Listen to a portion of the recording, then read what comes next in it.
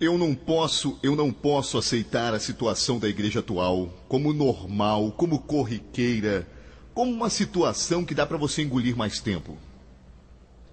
Eu não posso, no alto dos meus 35 anos de idade, aceitar o que está acontecendo com a igreja de Cristo e a prostituição do evangelho.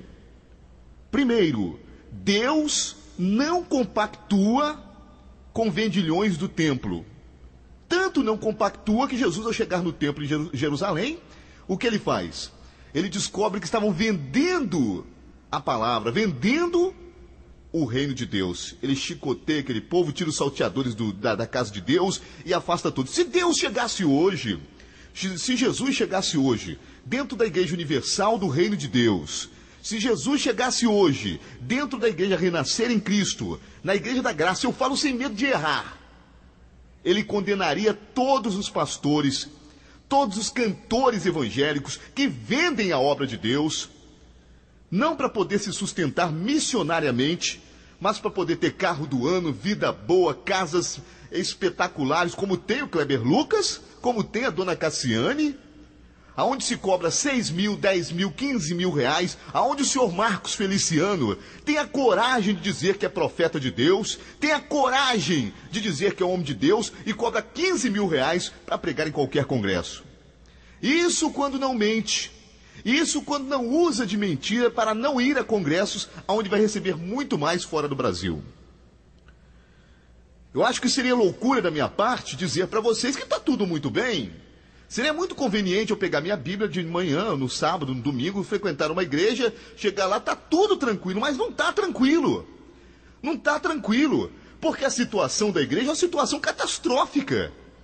O que eu vejo seria um vulcão em ebulição, vai explodir isso tudo. Ou nós criamos vergonha na cara, ou a igreja de Cristo cria vergonha na cara, e vai à luta contra esses saqueadores do reino de Deus, ou nós vamos continuar sendo essa virgem preguiçosa sem azeite na lâmpada. Eu entendo que o azeite na lâmpada é muito mais do que essa coisa. Vamos orar, irmãos, para o Espírito vir. Isso é conversa fiada. Azeite na lâmpada é coragem para desafiar esse sistema sem vergonha, vagabundo, de gente ordinária, que usa o reino de Deus, que usa a Bíblia Sagrada, para poder compor umas mentiras repetidas várias vezes, como o publicitário de Hitler falava, uma mentira dita várias vezes se torna verdade. Ou nós criamos vergonha para enfrentar cara a cara esses bispos, pastores, apóstolos, pai apóstolos, ladrões do reino de Deus, ou nós vamos continuar sendo essa igreja preguiçosa, sem vergonha, que come e bebe essa água contaminada de metanol. Essa é a grande realidade do reino de Deus. O que me afasta dos templos evangélicos não são as situações de irmãos, de membros que ali estão, que são pessoas que buscam conhecer a Deus e querem Deus, mas a liderança fracassada que se instaurou no Brasil, uma liderança que eu conheci nos idos de 1980, quando a Assembleia de Deus disparou no Brasil todo com uma potência evangélica, onde tinham pessoas que tinham boas intenções e começaram a se misturar na política, como o senhor Idecaso Takayama, que era um pregador, depois se tornou deputado e vendeu a sua alma para o capeta. Essa é a grande realidade. Agora, se você quer que eu maqueie, eu vou dizer que a Igreja Batista da Lagoinha é um ministério de Deus. É um ministério de Deus? É. Me prova biblicamente heresia em cima de heresia, mentira em cima de heresia, de mentira, passando por cima das verdades bíblicas para poder criar modinhas e modismos. E quem suporta a voz da Ana Paula Valadão? Aquilo para mim é brincadeira. É brincadeira. A voz daquela mulher é chata. Eu não vejo unção, eu vejo um saquear do reino de Deus, onde se vende Bíblia da prosperidade, como o seu Silas Malafaia, onde se diz que você vai receber uma unção especial se você doar dinheiro, grana, poder, tudo isso que nós estamos vendo na igreja atual. Ou nós nos posicionamos para fazer algo pelo reino de Deus de verdade, como existem sim pessoas que estão voltadas para Deus, pessoas que querem buscar o reino de Deus, ou nós vamos viver à mercê desses ladrões do reino que vivem falando por aí que seguem Jesus e que não seguem nada. Eu prefiro sim ser uma pessoa que pensa, que raciocina, do que compactuar com esses sem vergonhas que vendem o reino de Deus, como R.R. Soares, como o Bispo Macedo, como a Bispa Sônia, como aquele Bispo Hernani. Olha, a situação da igreja evangélica no Brasil é uma situação difícil. Nós vamos ter que caminhar para as periferias das grandes cidades buscando pregadores que pregavam em cima de caixote como antigamente, levando o reino de Deus não por orgulho, não por vaidade, mas para que o reino de Deus cresça, para que a igreja cresça, para que haja poder, mas não esse poder de labachúria, esse poder de língua estranha, esse poder de pulação, de sapateado de fogo, mas esse poder que modifica o caráter do homem, seja ele quem for. Se for um bêbado, pega esse homem bêbado, esse homem drogado, esse homem que vivia prostituído e o transforma para o reino de Deus, mas não à mercê de custa de dinheiro, não porque você tem que dar grana para o pastor, não que você tem que dar grana para a igreja, mas porque Deus transforma o caráter do homem, Deus transforma a situação do cidadão que busca conscientemente servi-lo de todo o coração. Ou nós nos conscientizamos que, como igreja de Cristo, nós temos a obrigação de não compactuar com essa mentirada toda que se instaurou hoje aí no meio evangélico. Essa é a grande realidade.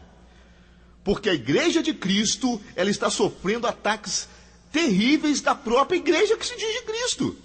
Eu não vejo mais hoje a Globo perseguir. Ao contrário, eu vejo a Globo se compactuando com as igrejas. Inclusive hoje na novela das 8 tem um pastor que uma filha gravou um CD e que ofereceram uma bebida a ele outro dia. Aquele personagem, o Lázaro Ramos, que faz o Lázaro Ramos, ofereceram uma bebida para o cara e ele falou assim, não rapaz, ele é um homem de Deus. Quer dizer, existe uma noção dos chavões evangélicos, o sangue de Jesus tem poder, está amarrado, ele é homem de Deus, olha, Deus vai falar, olha, são chavões, está todo mundo usando gíria evangélica. Agora, a grande realidade, que existem pessoas morrendo nesse planeta, existem pessoas vivendo à mercê de tudo, sem alimentação, sem carinho, e a igreja estacionou. Pergunta a um pastor desse aí, pergunta a qualquer um. Eu desafio a você, pastor evangélico, eu desafio você a dizer para mim, dizer diante de Deus, que você tem coragem de largar o conforto da sua casa, o seu carro do ano, a sua vida confortável, para ir para a janela 1040 na África, ou então para ir aqui, para o Nordeste, pregar o evangelho. Duvido que vai abandonar sua vida boa, porque o reino de Deus, Deus quer que o seu servo prospere, e lá na África, ali na Índia, ou então no Nordeste, a situação é brava, irmão, tem que ficar aqui para prosperar, é uma vergonha, essa é a vergonha que estamos vivendo no evangelho. Ou a gente toma uma atitude para mudar isso, como dizia a canção do Geraldo Vandré, vem! Vamos embora, porque esperar não é saber, quem sabe faz a hora, não espera acontecer. Tem muita gente achando que por ficar no templo, tem muita gente achando que por ficar dentro de uma denominação religiosa está salvo. E não está salvo coisa nenhuma. Você precisa fazer sua hora. Max precisa fazer sua hora. E a hora é agora. Igreja prostituída, igreja vendida. Temos que mudar a situação da igreja atual para que o reino de Deus venha. Não adianta rezar o Pai Nosso, amigos. Não adianta orar o Pai Nosso. Pai Nosso que estás no céu. Santificado seja o teu nome. Venha a nós o teu reino. Tem coragem de orar isso, amigo? Venha a nós o teu reino, com a situação da igreja brasileira, na igreja mundial também, nos Estados Unidos nós vemos a prostituição há muitos anos, agora no Brasil chegou esses modismos, essa teologia da prosperidade, essa sem vergonhice toda. Está na tua mão. Isso é uma pregação de um cético, como dizem vocês aí na comunidade. É uma pregação de alguém que conseguiu enxergar um pouco mais o que está acontecendo, porque está do lado de fora.